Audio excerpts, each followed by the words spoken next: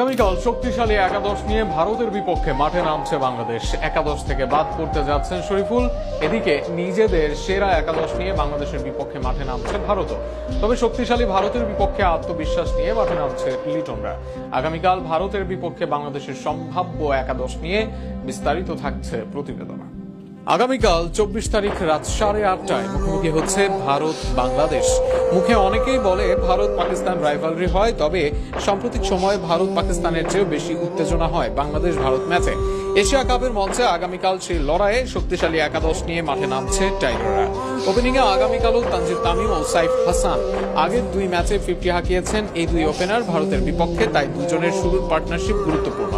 One ডাউনে captain Liton Kumar Das খেলবেন, আর 4 নম্বরে নিজের ফর্ম ধরে রাখতে মাঠে নামবেন তাওহিদ হৃদয়। এদিকে 5 নম্বরে আরো একবার ভরসা হবেন শামীম হোসেন পাটোয়ারি। শেষ দিকে দায়িত্ব নিয়ে খেলে আবারও ভরসা হয়েছেন তিনি। যদিও খুব ভালো ছন্দে নেই জাকের আলী অনিক, তবুও আরো একবার সোহানের সুযোগ হচ্ছে না একাদশে।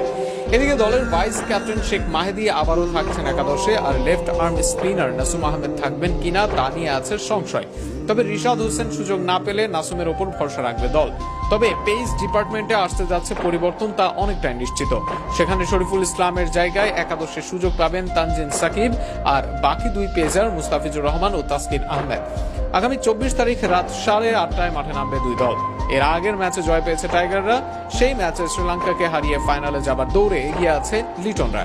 এই ম্যাচে জয় পেলে ফাইনাল নিশ্চিত হয়ে যাবে বাংলাদেশের।